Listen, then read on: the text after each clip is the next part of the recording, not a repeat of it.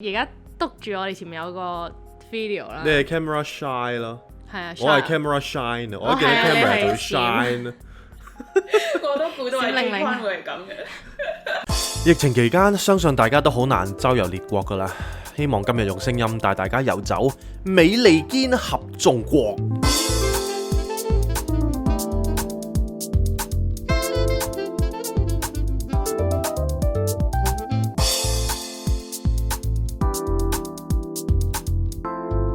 Not a romantic story.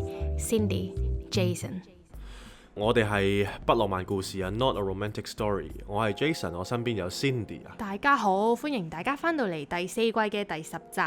係啦，咁我哋點解話帶大家遊走美國呢？就係可能大家有聽開我哋啦，或者甚至乎有啲聽眾朋友呢，係因為 Cantonese with Brittany 咧呢一個 YouTube channel 識到我哋嘅，咁或者都聽我哋成日喺 podcast 度都有 mention 佢啦，因為我哋都好中意佢啦。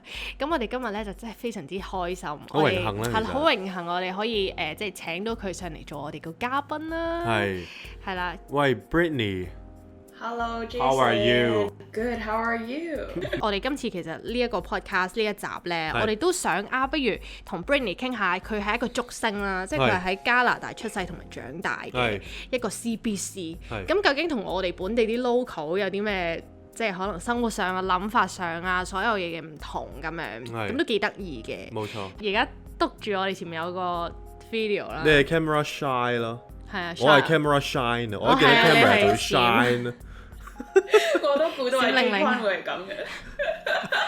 譬如我哋之前都有聽過好多聽眾啦，可能佢哋都係因為你個頻道，所以認識咗我哋 Not a Romantic Story 啦，所以我哋真係好感激你可以幫我哋擴闊呢一個海外市場啊！佢哋有講過話有啲 identity crisis 嘅，咁其實你作為一個竹升，你有冇呢一個感覺或者呢一個問題呢？ Identity crisis 咧有兩個方面嘅，有一方面係你覺得你唔夠係你加拿大人或者外國嗰個地方啦，同埋另外一方面咧係覺得唔夠香港人或者中國人或者華人。呢個字竹升咧，其實我諗有啲華裔都會 consider 係點講 derogatory 啦，我就覺得唔係啦。但係機關喺度望住鏡頭。我要試下啊嘛，即係我講。咁係啦，我細個嘅時候9歲到咧，我好重呢個竹升音嘅。咁講嘢講咁樣講嘢嘅，所以你都唔知你明唔明白我點講緊啲咩咁樣講嘅。係。所以我阿媽同我阿爸都唔會提嘅，但係出邊啲人都會同我講，你女啲竹升音識唔識聽廣東話啊？識唔識講廣東話㗎？所以我對自己嗰個身份咧係好 confused 咯。係。我有幾個表姐就喺香港嚟咗加拿大讀書嘅，咁佢哋會同我媽咪爹哋屋企人啊傾偈，我坐喺度都唔知佢哋講緊啲咩，所以我就喺嗰度就開始學佢哋講咯，我想學佢哋嘅音點咬啲字咯。明白。咁而家聽落其實都學得非常之好。係咯，你學得好好喎。係啦，我每個禮拜都有同一個iTalki 嘅老師去對話練習咯嚇。OK。哇。係咯，如果你唔怕煩嘅話，我哋都可以成為即係你 iTalki。哇！我就叫 J-Talki 啦，係佢就叫 C-Talki，或者叫 Walkie-Talkie 啦，是但。Oh my god！我嗰陣時想改善我嘅廣東話，至到而家係想 promote 廣東話咯。其實我覺得人生就係有好多無啦啦發生嘅事情呢，會 lead 你去做其他唔同嘅嘢嘅。即係呢樣嘢我自己覺得係我人越大呢，越感受到呢樣嘢。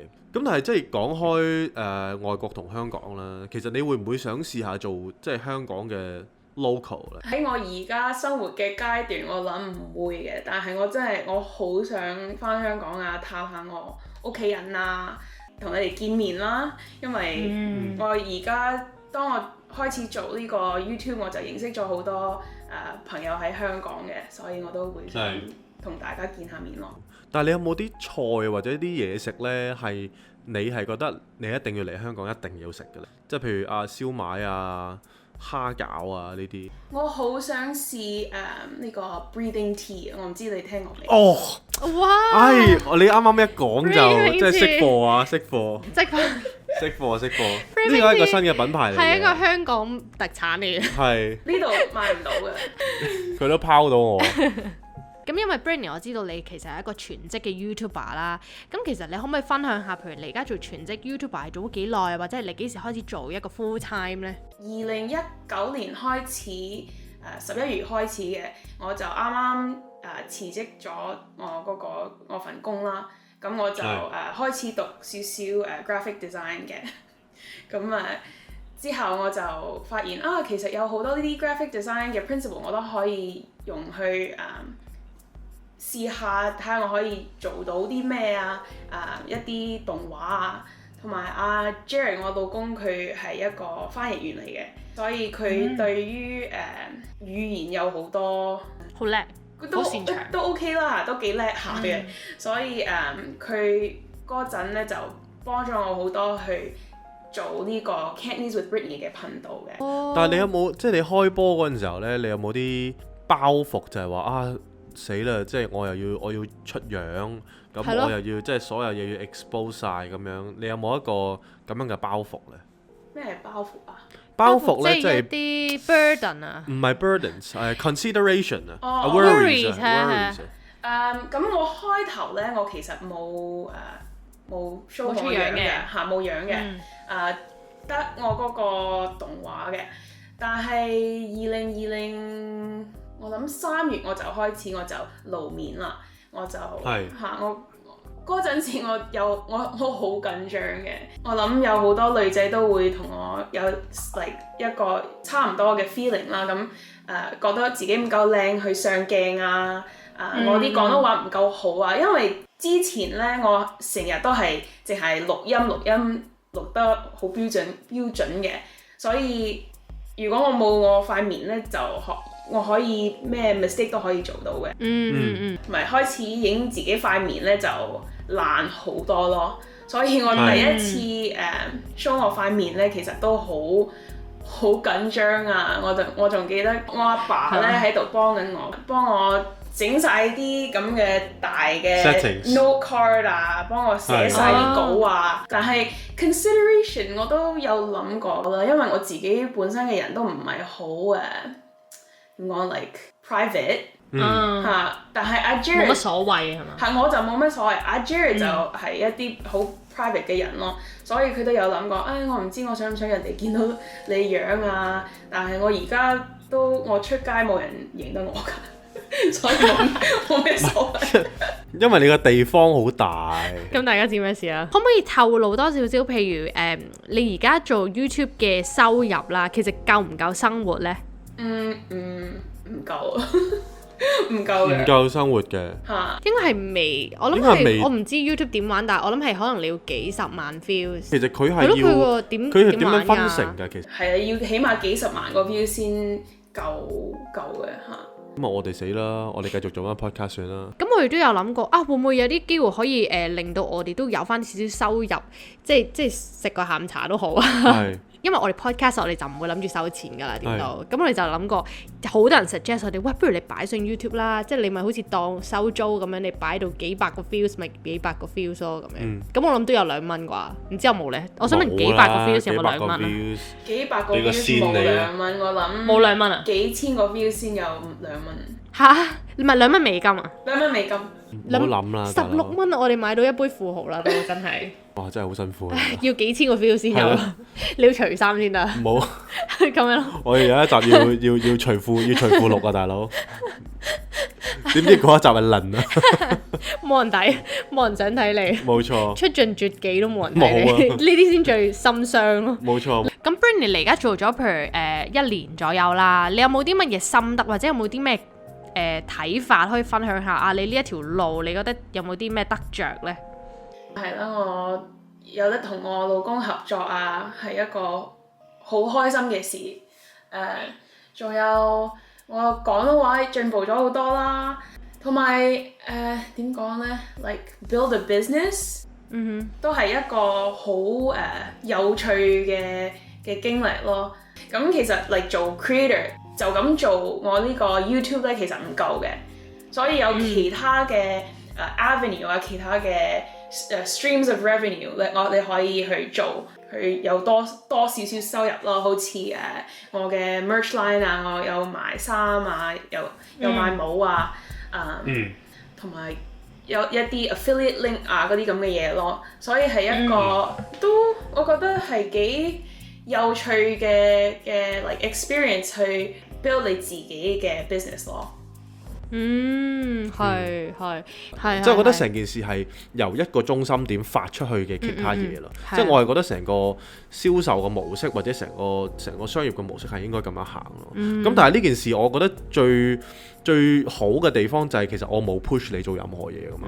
即係其實我係完全 open 嘅。即係你總之你中意你咪買咯。係啊，你唔中意你亦都可以唔買咁樣。咁所以成件事我覺得嚟得幾舒服嘅。你去到一個位係你如果你做得好或者啲人真係覺得係一個 habit 嘅話呢，佢係真係會願意俾個少少錢去買一啲佢自己覺得想支持嘅嘢咯。係啊，咁所以其實我覺得成個時代都個消費模式已經唔同咗㗎啦。係啊。咁 Britney 你譬如聽咗我哋都好耐㗎嘛，都係咪應該1年左右？由你哋開始我都已經喺度聽緊啦，第4集好似。哇！已經係我哋一路陪住我哋嘅 fans 嚟嘅。多謝晒。我哋都係你 fans， 我好中意睇 Britney 嘅 vlog 㗎。佢成日咧，即係阿 Cindy 成日都同我講，即係無啦啦我做緊嘢啦，佢話：哇，好得意啊，好得意啊！跟住我話咩好得意啊？佢話：哇 ，Britney 好得意啊！跟住我話有幾得意啊，睇過咁樣。佢好得意，佢個 vlog 咧係佢唔同其他 vlog 嘅，其他 vlog 咧就可能就咁拎住個 camera，跟住影，跟住 Britney 佢係有一個旁白嘅角色㗎，即係佢會係一個 storyteller，佢會坐喺度講翻咁嗰日咧我就同 Jared 咧去咗乜，跟住然後咧就去片啊咁。係，咪同埋我覺得有一樣好殺食嘅位嘅 Britney 就係，即係佢啲笑容係真係好鬼殺食啊！即係好殺食㗎，真係好殺食。即係你覺得好殺食，真係好 attractive 啊！係好 attractive，即係好好睇啊！你唔會覺得嗰種笑容係你會體驗嗰種笑容咯？係啊，即係佢係你覺得好開心嘅。係好開心嘅，係啊！所以我哋都好中意，我哋都係你粉絲嘅。多謝。